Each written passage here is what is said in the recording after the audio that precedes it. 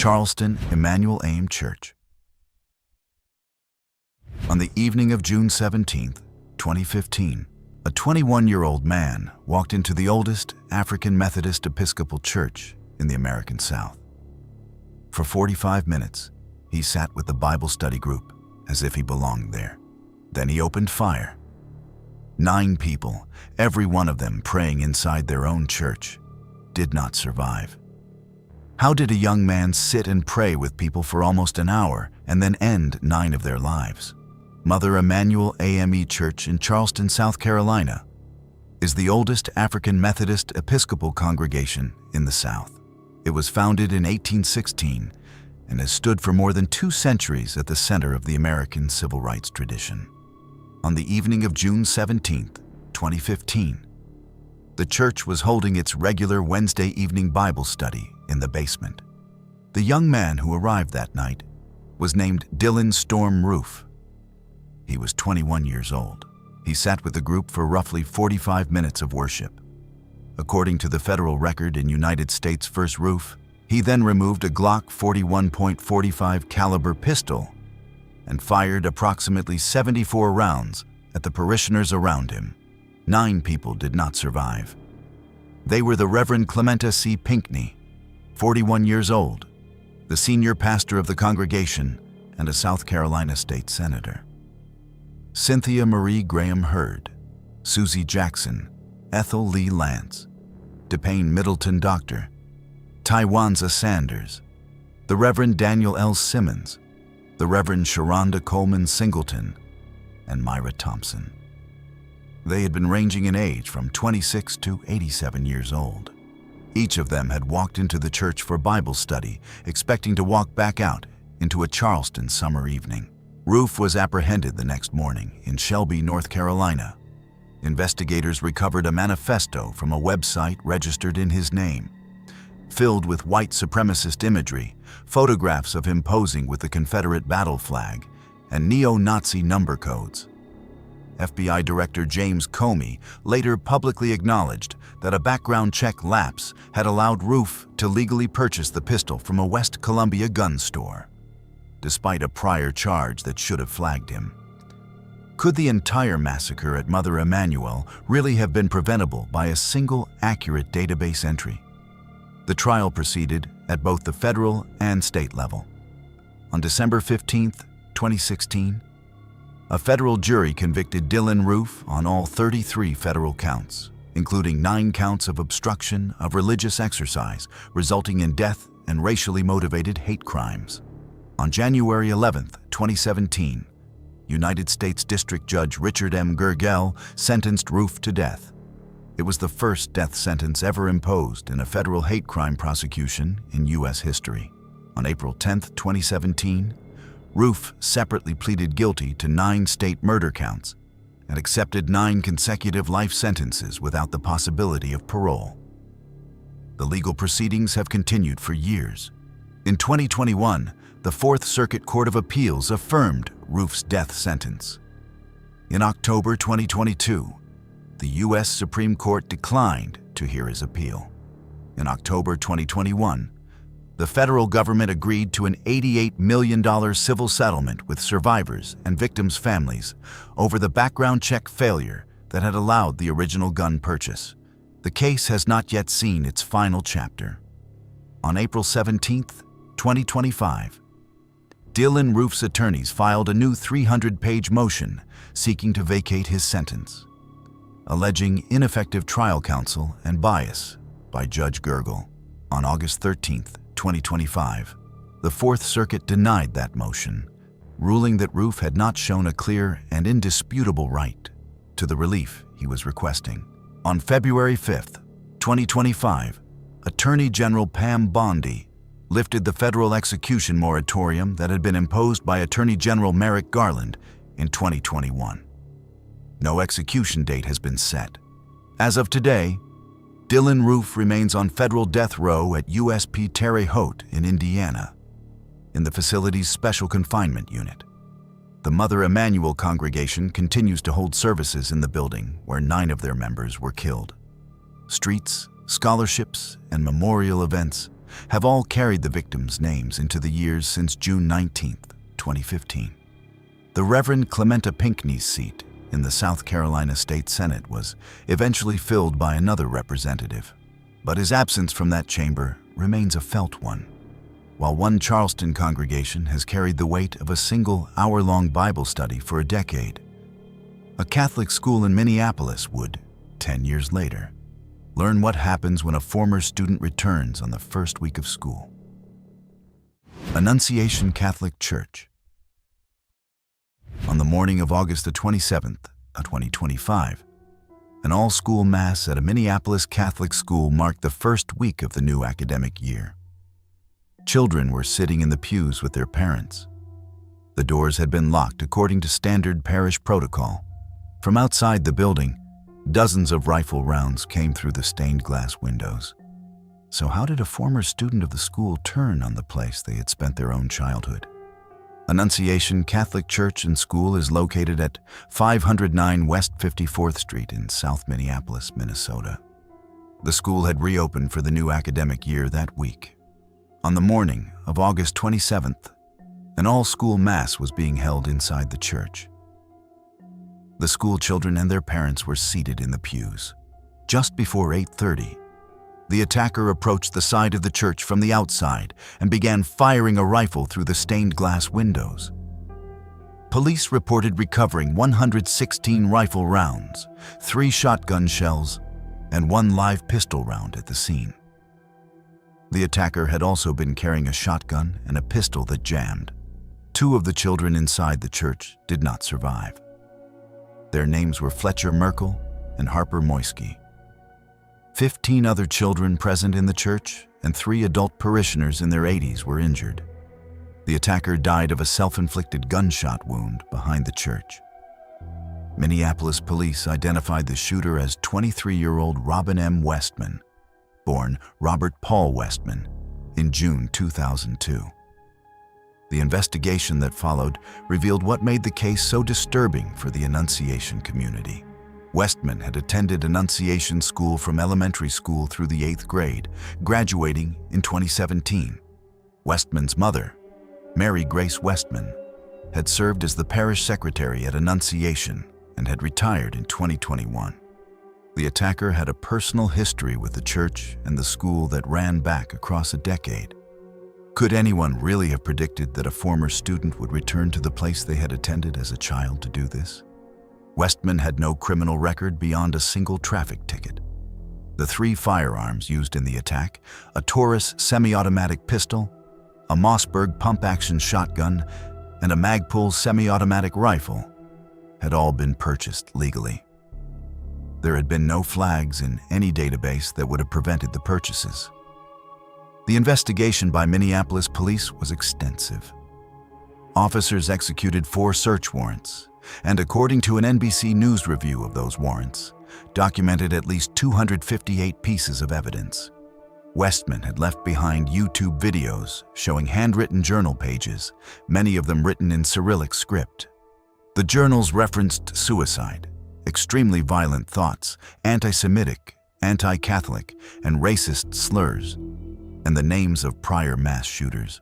The journals also revealed an obsession with previous mass shootings that had stretched back over a long period. Investigators noted that the church doors had been locked at the start of Mass per parish protocol, and that the attacker had attempted to barricade a side door from outside before opening fire. That single decision by the parish, investigators concluded, almost certainly prevented a worse outcome inside the building. Federal officials and Minneapolis police are investigating the case as both domestic terrorism and an anti-Catholic hate crime. Minneapolis Police Chief Brian O'Hara told reporters that Westman had a deranged obsession with previous mass shooters. With the attacker deceased, there will be no criminal trial. The response from the wider community came quickly. On September 3, 2025, Vice President J.D. Vance and Second Lady Usha Vance visited Annunciation and met privately with the families of the victims. Pope Leo sent a personal message of condolence to the parish. The city of Minneapolis officially declared November 2025 Harper Moisky Month, the Catholic Community Foundation of Minnesota established the Fletcher Merkel Memorial Endowment Fund. On January 10, 2026, the parish held an event called Fletcher Fest, celebrating the legacy of one of the two students who had not survived.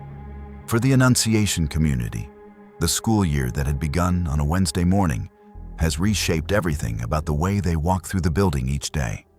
While one Minneapolis parish learned what it meant for a former student to return, 8 years earlier in rural Texas, a small Baptist congregation faced an attacker who had no connection to the church at all, beyond a single domestic dispute. Sutherland Springs First Baptist Church. On a Sunday morning in November 2017, in a small rural Texas town 30 miles east of San Antonio, a young man in tactical gear walked toward a small Baptist church carrying a semi-automatic rifle. In 11 minutes inside that building, he ended the lives of 26 people. Spanning 3 generations of one family alone, the military had failed to enter his criminal record into a national database. Could a single missing data entry really have prevented one of the worst church killings in American history? First Baptist Church in Sutherland Springs is a small rural congregation in Wilson County, Texas, about 30 miles east of San Antonio. At approximately 11:20 in the morning on November 5, 2017, 26-year-old Devin Patrick Kelly arrived at the church wearing black tactical gear, a ballistic vest, and a skull-faced mask. He was carrying a Ruger AR-556 semi-automatic rifle. He began firing on the building from outside, then entered the sanctuary and walked up and down the center aisle, firing on worshipers in the pews. Over an 11-minute attack, he fired approximately 450 rounds. 26 people did not survive, including an unborn child. 22 others were wounded, among them Chris Workman, who was paralyzed from the waist down. Pastor Frank Pomeroy's daughter was among those killed. 8 members of one family, the Holcombs, spanning 3 generations, lost their lives. They included guest associate pastor Brian Holcomb and his wife Carla, their son Mark Daniel, their daughter-in-law Crystal, who was pregnant, 2 of Joanne Ward's children. Elderly members of the congregation, including 71-year-old Lula White and 77-year-old Dennis Johnson Sr., also did not survive. The breadth of the killing inside such a small congregation was almost unimaginable. Devin Patrick Kelly had been a former member of the United States Air Force. In 2012, he had been court-martialed for assault. He had served 12 months of confinement and had received a bad conduct discharge in 2014. He had a documented history of escape from a psychiatric facility and of threats of mass violence against his commanders. Kelly's mother-in-law had occasionally attended First Baptist. Authorities later confirmed that the attack had stemmed from a domestic dispute with her, not from a religious motivation. She had not been inside the church on the morning of the killings. Could a domestic family conflict really have produced this kind of attack on an entire congregation that had nothing to do with it? What stopped the killing was the response of 2 civilians. Stephen Williford, an armed neighbor, confronted Kelly as he was leaving the church. Kelly was wounded. He fled the scene in his vehicle, pursued by Williford and another civilian, Johnny Langendorf. Kelly eventually crashed his vehicle off the road. He died of a self-inflicted gunshot wound. The investigation that followed exposed a critical institutional failure. The United States Air Force had not entered Devin Patrick Kelly's domestic violence court-martial into the National Crime Information Center database. That entry, had it been made, would have automatically blocked his purchase of the rifle he used at First Baptist Church. The Air Force later admitted the failure publicly. Over 80 plaintiffs filed lawsuits against the federal government under the Federal Tort Claims Act. In July 2021, United States District Judge Xavier Rodriguez found the Air Force 60% liable for the deaths. In early 2022, He ordered $230 million in damages. The Department of Justice appealed. On April 5, 2023, the DOJ announced a tentative $144.5 million settlement with more than 75 plaintiffs. The settlement was approved by Attorney General Merrick Garland and signed by Judge Rodriguez. A new federal law was also signed in response. The Fixed NICS Act of 2017, introduced after the massacre, was signed into law in March 2018 to address the kinds of database reporting gaps that had allowed Kelly to purchase his rifle. The original First Baptist Church building had been preserved as a memorial after a larger replacement church opened next door. After several years, and after legal efforts by some victims' families to block the demolition failed, dismantling of the original building began on August 12, 2024. By the end of 2024, the original structure was gone. While one Texas congregation eventually saw the original building of its tragedy come down, the next case takes us to a Stanford University chapel almost 4 decades earlier. Arliss Perry. In the early hours of October 13, 1974, a security guard at Stanford University reported finding the body of a 19-year-old newlywed inside the campus memorial church. Her name had appeared in newspapers across the country in the years that followed, while the case remained unsolved for over 4 decades. The man who eventually became the prime suspect was the same man who had reported the body that morning. How long had the answer to one of California's most famous unsolved murders been hiding in plain sight? Arliss K. Perry, whose maiden name was Dykma, had been born on February 22, 1955. She was 19 years old in 1974. She was originally from Bismarck, North Dakota. In August 1974, she had moved to California with her husband, Bruce D. Perry, who was a Stanford pre-medical sophomore. Arliss had taken a job as a receptionist at a local law firm. On the night of October 12, 1974, after an argument with her husband over something as mundane as tire pressure, Arliss told Bruce she wanted to walk to Stanford Memorial Church to pray alone. She entered the church around 11:30 in the evening. The next morning, around 5:45, campus security guard Stephen Blake Crawford reported finding her body in the east transept of the church, near the altar. She had been harmed. An ice pick had been used as a weapon. An altar candle had been positioned on her body in what investigators later described as a ritualistic arrangement. Bruce Perry was an initial suspect. He was ruled out. Investigators recovered semen on a kneeling pillow at the scene and a partial palm print on a candle. Neither piece of evidence matched Bruce. Neither matched Crawford in 1974 technology either. The case captured national attention. It captured something darker in the years that followed. Serial killer David Berkowitz, the son of Sam, later claimed in letters from prison that he knew details about the killing in Stanford Memorial Church. Investigators eventually concluded that he had no real information. The case became one of California's most prominently unsolved homicides.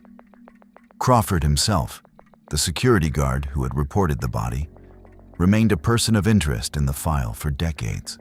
Could a single person of interest really have stood at the edge of a murder investigation for over 40 years without ever being arrested? In 2016, lead detective Lieutenant Rick Alanis at the Santa Clara County Sheriff's Office made a discovery that would unlock everything. Arliss Perry's pants, the actual pants she had been wearing on the night of October 12, 1974, had been misstored in the evidence vault under her husband's name. Alanis sent the pants for advanced DNA analysis.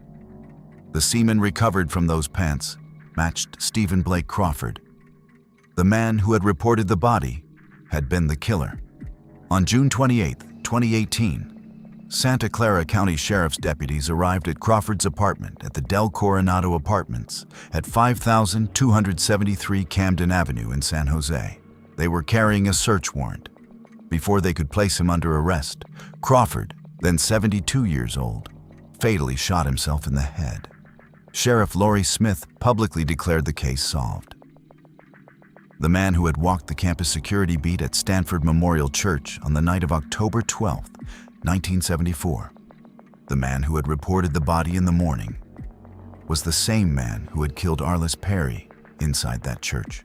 Journalist Scott Herhold's book, Murder Under God's Eye, originally published in 2023 and updated in 2025, documents the full arc of the investigation, from the original missteps of the 1970s through the misfiled evidence bag that eventually cracked it open. The case has also been the subject of a February 2020 episode of Case File True Crime Podcast and was examined in Netflix's The Sons of Sam, A Descent into Darkness, released in 2021. The Berkowitz connection, long part of the public mythology of the case, was definitively put to rest by the DNA work. For Arliss Perry's family, the answer arrived without a courtroom and without a trial. The man who had walked her body to the morning sunlight in October 1974 had carried the secret for 44 years. He had stood at the edge of every interview, every press conference, every anniversary recap of the case.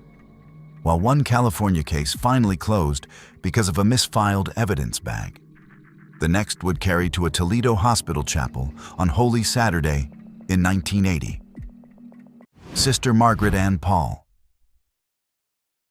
On Holy Saturday, the day before Easter, in 1980, in the chapel of a Toledo, Ohio hospital, a 71-year-old nun was killed in a way that suggested ritualistic intent. The man who would eventually be convicted of her killing was a Catholic priest, the hospital chaplain. He would also remain the only Catholic priest in U.S. history ever convicted of killing a nun. How did the case sit cold for 26 years, and what eventually pried it open? Sister Margaret Ann Paul was 71 years old. She belonged to the Sisters of Mercy. She had served the Catholic Church for more than 50 years. She was the sacristan at the Chapel of Mercy Hospital in Toledo. On Holy Saturday, April 5, 1980, the day before Easter, she was inside the chapel preparing for the Easter morning services. Just after 8 in the morning on Easter Sunday, another nun discovered her body in the sacristy. Sister Paul had been strangled to near death and then stabbed 31 times. The arrangement of those wounds was what made the case so disturbing to investigators. The first 9 wounds formed a perfectly shaped inverted cross over her heart, beneath an altar cloth that had been placed across her body.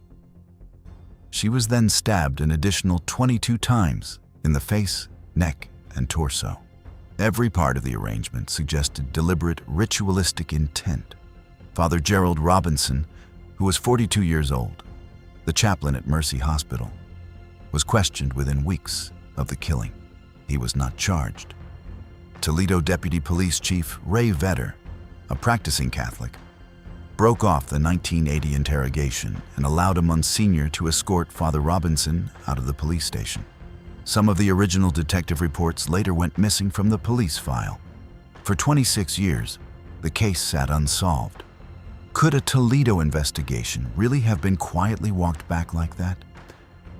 And could a priest still in active ministry really be the answer? In 2003, a woman using the pseudonym Survivor Doe alleged in a letter that Father Robinson had abused her as a child in ritualized abuse settings. Her statute-barred civil case was eventually dismissed in 2011. But the letter itself prompted Toledo's Cold Case Unit to formally reopen the investigation into Sister Paul's death. What detectives found in the second look was striking. A sword-shaped letter opener that had been seized from Father Robinson's apartment back in 1980 was examined by a forensic pathologist.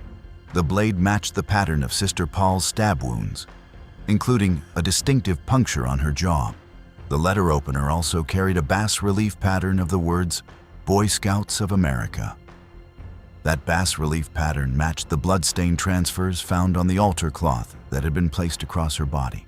The connection between the murder weapon and Father Robinson, sitting in his own apartment, had been there the entire time. The trial took place in 2006. On May 11th of that year, a Lucas County jury convicted Father Gerald Robinson of murder. He was sentenced to 15 years to life. On July 11th, 2008, Ohio's 6th District Court of Appeals affirmed the conviction. In December 2008, the Ohio Supreme Court declined further review of the case.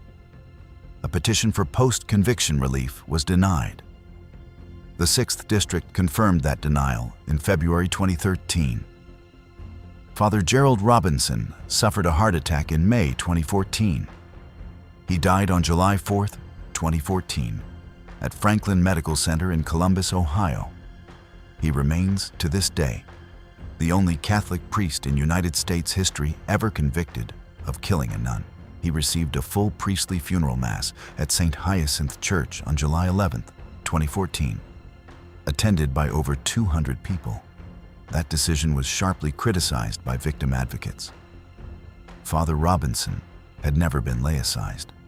In 2025, WTOL 11 released a documentary called Her Name Was Sister Margaret Ann, marking the 20th anniversary of the conviction. The documentary surfaced new records and reopened questions about how cooperative the Diocese of Toledo had been during the original investigation.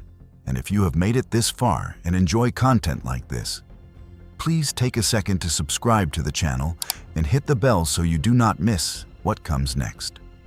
While one Toledo case found its way to a courtroom 26 years after a Holy Saturday morning, the next case carries us back another 2 decades to a small Pennsylvania town and a young child who had simply gone to the library.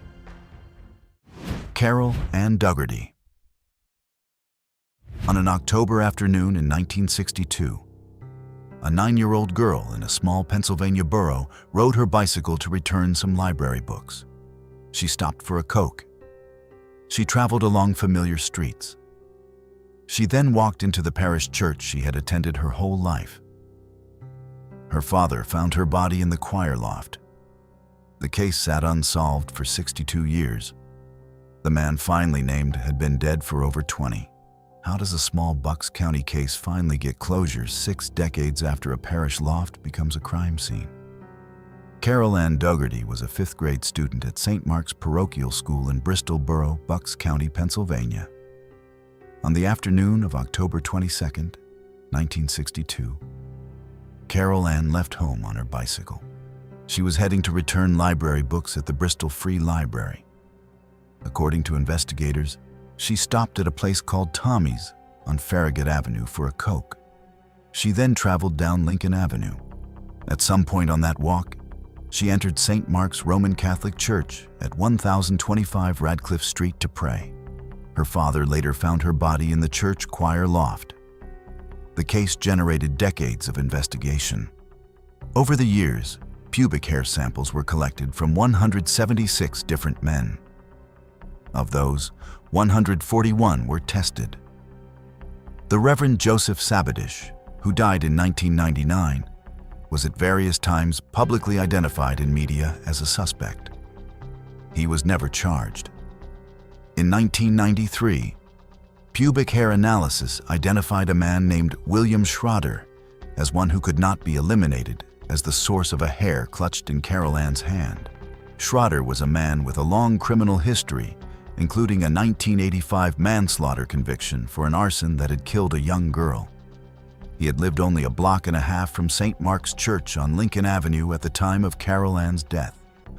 Lucky Strike cigarettes recovered at the original 1962 crime scene matched his known brand. Schroeder was extradited to Pennsylvania in 1994. He was released without charge. The evidence at that time was not strong enough to bring him to trial. The case sat for another 3 decades. Could the answer really have been in that one 1993 hair analysis the entire time? What finally broke the file open was a family member of the suspect himself. In November 2024, Bucks County investigators and Pennsylvania State Police interviewed Schroeder's stepson, a man named Robert LeBlanc. LeBlanc told investigators that Schroeder had confessed to him on 2 separate occasions to harming and killing a little girl in a Pennsylvania church. According to LeBlanc's statement, Schroeder had said he had to silence the girl in Bristol so she would not be able to talk. Investigators sought DNA testing through Othram Labs in the Woodlands, Texas. The testing came back inconclusive due to the heavy degradation of the original 1962 samples. But by that point, the combined weight of the evidence, the original hair analysis, the cigarette brand, the proximity of Schroeder's residence to the church, his criminal history, and the stepson's testimony was substantial. A Bucks County investigating grand jury reviewed all of the evidence in 2025. The grand jury issued a 53-page report. The report was approved on October 27, 2025, by President Judge Raymond F. McHugh. On October 29, 2025, Bucks County District Attorney Jennifer Shorn held a press conference. She announced that the grand jury had identified William Schroeder, who had died in 2002, as the man who killed Carol Ann Dougherty. The case was officially solved. No living defendant existed. Carol Ann's sister, Kay Dougherty, spoke at the October 29th press conference. The Dougherty family had waited 63 years to hear a name spoken aloud. The case had gained renewed public attention through Mike Missanelli's 14-episode podcast called The Coldest Murder, which had pulled the file back into Bucks County public consciousness in the years before the grand jury convened. For the family of Carol Ann Dougherty, the answer arrived without the courtroom and without the verdict that they had once hoped for. But it arrived. While one Pennsylvania case closed 63 years after a parish library run, the next case carries to a Texas church parking lot at 4:30 in the morning, where the killer wore a costume that has never been identified. Terry Bevers. In the pre-dawn hours of an April morning in 2016, a 45-year-old fitness instructor in Midlothian, Texas, arrived at a church to set up for her morning boot camp class. The figure who walked through the hallways toward her was wearing police-style tactical gear and carrying a hammer. Surveillance footage captured every step of the encounter. 10 years later, no one has ever been arrested. So who walked into Creekside Church of Christ that morning? And why does the footage of the costume still sit at the center of one of America's most watched unsolved cases? Terry Missy Bevers was 45 years old. She was a wife, a mother of 3 daughters, and a fitness instructor for the Camp Gladiator program in Midlothian, Texas, in Ellis County. By the morning of April 18, 2016, the early pre-dawn boot camp classes she taught at Creekside Church of Christ had become a regular part of her schedule.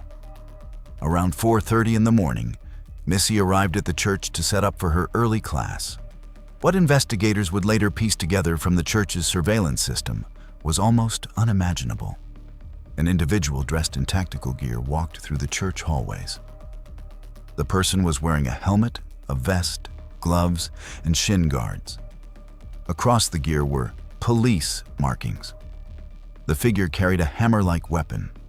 The same weapon was used to break open doors as the attacker moved through the building. Missy was killed inside the church with puncture wounds to her head and chest. The killer took nothing. Her wedding ring was not removed. Could a planned attack like this really have been carried out with a costume so professional that to this day, no investigator can say who wore it? The surveillance footage became one of the most widely viewed pieces of evidence in modern American cold cases. Within hours of being released, the recording was being studied across the country by both professional investigators and members of the public. Forensic podiatrist Dr. Michael Nirenberg analyzed the suspect's gait at the FBI's request. He noted that the figure walked with an out-toed gait. He cautioned, however, that wearing heavy tactical gear can distort the way a person walks, and that the footage could not be considered conclusive on the question of whether the figure was male or female. Following forensic video analysis, the then Deputy Chief of the Midlothian Police Department, Kevin Johnson, told reporters that the experts working on the case believe the suspect was between 5 feet 2 inches and 5 feet 7 inches tall. Sex could not be determined from the footage. That was the single fact that has continued to frustrate every investigator who has worked the file. The biggest single piece of evidence in the entire case, the surveillance footage itself, has produced no usable physical identification. The Midlothian Police Department has logged more than 3,000 tips from across the United States and from countries around the world. The case has been the subject of repeated coverage by national outlets and by true crime podcasts. Assistant Police Chief Scott Brown has stated publicly that the case is not considered cold. The investigative team continues to meet monthly to review all available evidence. Annual vigils are held at Kimmel Park in Midlothian each April 18th. The vigils are organized by Missy's longtime friend Renee Rodden and by the True Crime Broads podcast community, which has helped keep the case in the public eye. In April 2026, the Bevers family marked 10 years since Missy was killed. CBS Texas published a long-form retrospective with Missy's husband Brandon and her 3 daughters. They spoke about the decade that had passed. They spoke about the surveillance footage that they have all seen many times by now. Police Chief Carl Smith has stated publicly that the investigation remains one of his department's highest priorities. No suspect has ever been publicly named. The figure in the police-style tactical gear who walked through Creekside Church of Christ before 5 in the morning on April 18, 2016, has never been identified. The single piece of evidence that should have answered everything has, for 10 years now, instead become the centerpiece of a case that has produced more questions than any other recent Texas killing. While one Texas case has waited a decade on a single piece of surveillance footage, the next case takes us to a small, rural black church in Georgia, where a Bible study night in 1985 produced one of the longest-running miscarriages of justice in modern American legal history. Rising Daughter Baptist Church murders. In a small black church in coastal Georgia on a Bible study evening in March 1985, 2 longtime members of the congregation were shot dead in the church vestibule by a stranger who had walked in off the road. The case sat unsolved for almost 2 decades. The man eventually convicted of the killings spent over 20 years in prison before being exonerated. The actual killer was identified through DNA in 2020. So how did a single congregation in Camden County, Georgia, hold its own truth for nearly 4 decades? Rising Daughter Baptist Church is a small black congregation in Waverly, in Camden County, Georgia. On the evening of March 11, 1985, the church was holding a Bible study session. An unknown white male walked in from outside. In the church vestibule, he encountered 2 of the congregation's longest-serving members, a married couple named Harold and Thelma Swain. He shot them both. He then left. The case went cold almost immediately. A man named Donnie Barentine was an early person of interest. He was never charged. For the next 18 years, the killing of Harold and Thelma Swain sat in the open files of the Camden County investigators, well known across the region, but without a clear answer. Could anyone really have walked into a small Bible study, ended the lives of 2 longtime church members, and left so few traces of who they were? In 2003, a man named Dennis Perry was convicted of the killings. He was sentenced to life in prison. For Camden County, the conviction at the time appeared to close one of the longest-running cold cases in coastal Georgia. Dennis Perry maintained his innocence throughout. He went to prison anyway. What followed in the next 17 years was one of the most carefully built innocence cases in modern Southern legal history.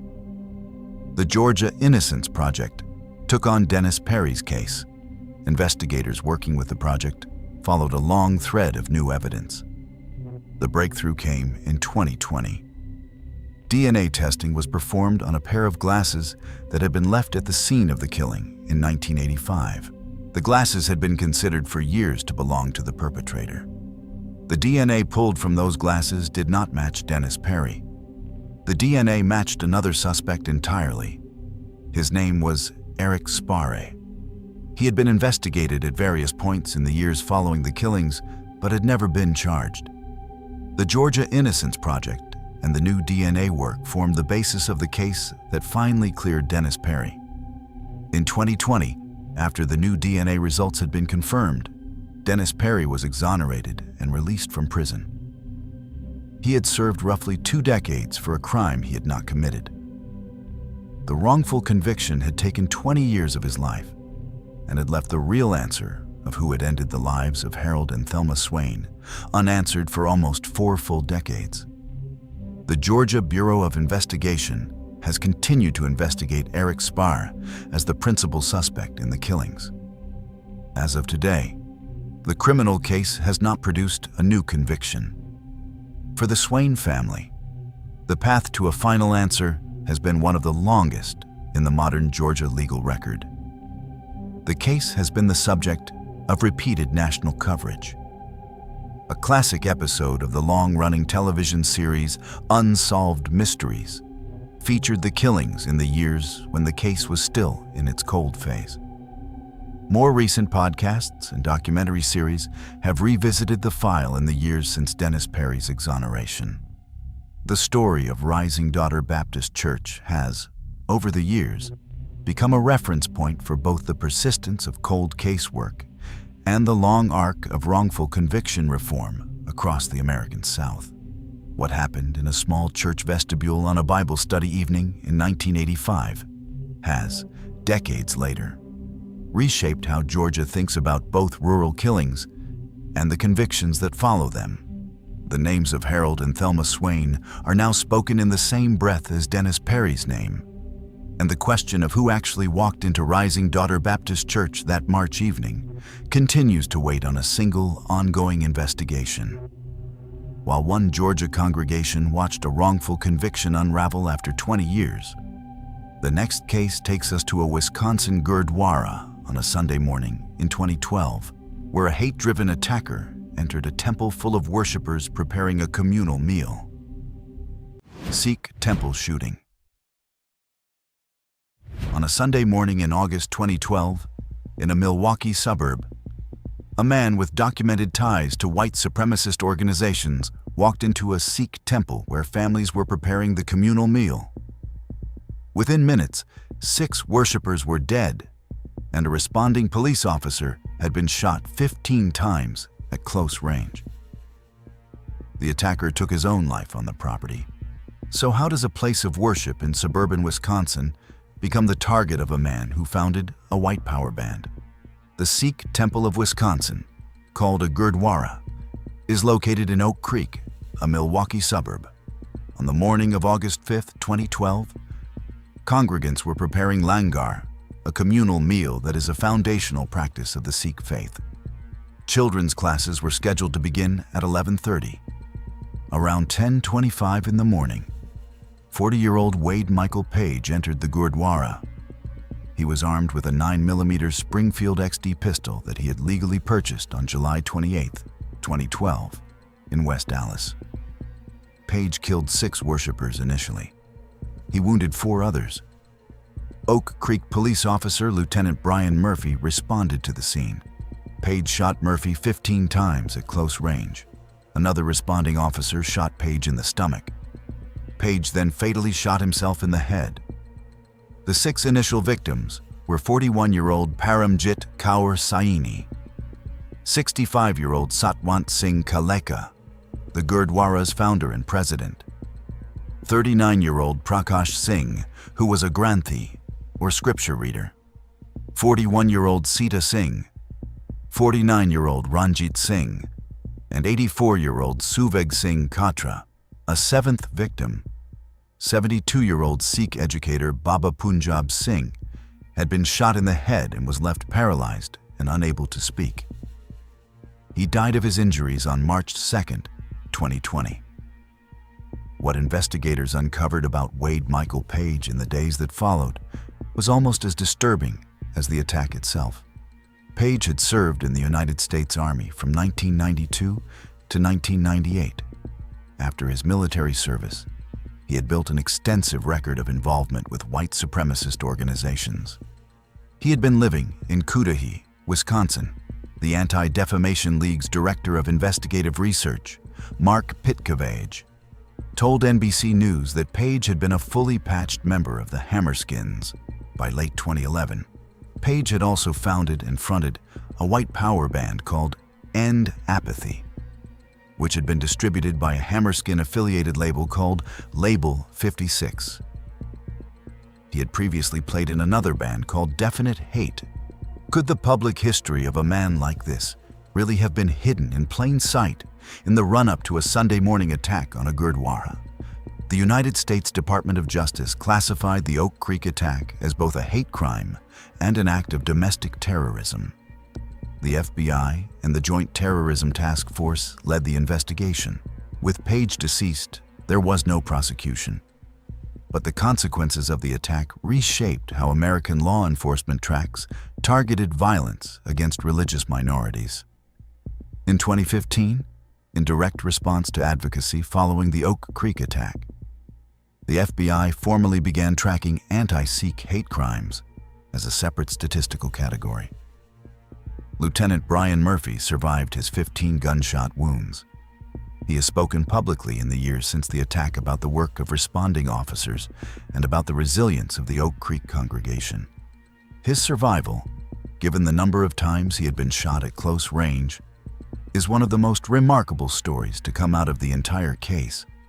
Pardeep Singh Kaleka, the son of Satwant Kaleka, founded peace education programming in the years that followed his father's killing. He has worked in partnership with Arno Michaelis, a former white supremacist who has publicly left the movement and devoted his life to anti-extremism work. The two men have built programs together that draw directly from the lessons of the August 5th, 2012 attack. The August 5th, 2025 13th anniversary of the killings was marked by the Sikh Coalition and the Oak Creek Sangat, with the annual Chardi Kala 6K memorial run and walk and a candlelight vigil. The Gurdwara remains an active house of worship today. The Remembrance Hub, rememberoakcreek.org, continues to coordinate community education programs, while one Wisconsin congregation has spent over a decade rebuilding its sense of safety after the most violent attack on a Sikh Gurdwara in U.S. history. The final case in this list takes us to a small Tennessee church, where the note in the attacker's vehicle referenced a separate killing from 2 years earlier. Burnett Chapel Church of Christ. On a Sunday morning in September 2017, in a small Tennessee suburb of Nashville, a young man wearing a ski mask shot a woman walking to her car in a church parking lot. He then entered the building and opened fire on the worshipers still inside. A church usher confronted him and subdued him before more lives could be lost. The note in his vehicle referenced a different church shooting from 2 years earlier. How does one church massacre become the inspiration for the next? Burnett Chapel Church of Christ is a small Tennessee congregation with about 90 members. It is located in Antioch, Tennessee, a southeastern Nashville suburb. On the morning of September 24th, 2017, the church was holding its regular Sunday service. As the service was ending, a young man named Emmanuel Kidega Sampson approached the parking lot. He was 25 years old. He was wearing a ski mask. He was carrying 2 handguns, a 9mm and a .40 caliber. In the parking lot, Sampson shot 39-year-old Melanie Crow as she was walking to her car after the service. She did not survive. Sampson then entered the church building itself. Inside, he opened fire on the remaining worshipers. He wounded 7 others. Among those he shot were Minister Joey Spann and an usher named Robert Engel, who was 62 years old. Robert Engel did something that almost certainly prevented a far worse outcome inside the building. He confronted Sampson directly. He physically subdued him until police arrived. During the struggle, Sampson accidentally shot himself. Emmanuel Kidega Samson had been born November 11, 1991. He was a Sudanese-born U.S. legal resident who had arrived in the United States as a child in 1996. He had been a former member of Burnett Chapel Church of Christ. The connection between him and the congregation was, in that sense, similar to other cases where the attacker had once been part of the community they targeted. What investigators found in Samson's vehicle gave the case its motive. A note recovered from the vehicle referenced the 2015 Charleston Emmanuel AME Church massacre. Prosecutors would later argue that Samson had intended to kill at least 10 white worshippers at Burnett Chapel as revenge for the Charleston killings. A Southern Poverty Law Center review of his social media history found sympathy for the new Black Panther Party and for the Nation of Islam. Could a single mass killing from 2 years earlier really have produced a copycat attack on a small Tennessee church? The trial of Emmanuel Kidega Samson became a complicated proceeding.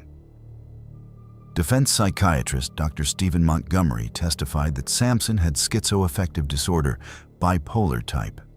The court ultimately found that the diagnosis did not meet Tennessee's threshold for an insanity defense. On May 24, 2019, a Davidson County jury found Emmanuel Kidega Samson guilty on all 43 counts. The counts included first-degree murder, attempted first-degree murder, aggravated assault, and civil rights intimidation. On May 28, 2019, the jury sentenced him to life without parole on the murder count. On August 13, 2019, Judge Cheryl A. Blackburn imposed an additional 291 years consecutive on the remaining 42 counts. Samson offered no apology at sentencing. As of today, Emmanuel Kidega Samson remains incarcerated in the Tennessee Department of Corrections system. He is serving life without parole plus 291 years. His defense attorney, Jennifer Thompson, announced an intent to appeal the convictions at the time of sentencing. No successful appeal has been reported in the years since. For the Burnett Chapel congregation, the 90-member church in Antioch had built itself around the kind of small Sunday morning service that had taken place for years without incident.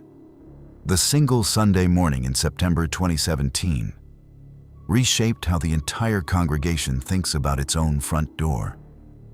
The usher, Robert Engel, has been recognized publicly in the years since as the reason that the casualty count did not climb higher inside the building. He physically held on to Samson long enough for the local Antioch police to arrive and place him under arrest. Joey Spann, the minister who had been shot inside the church, eventually returned to his pulpit. The note that had referenced the Charleston Emmanuel AME killings from 2 years earlier sits in the case file as one of the most disturbing direct links between any two separate church killings in modern American criminal history. A massacre that had ended 9 lives in South Carolina in 2015 had become, 2 years later, the inspiration for a copycat attack at a small Tennessee congregation nobody had ever heard of outside of Antioch. This was all from our side today. Thanks for watching. Click here to check out another video.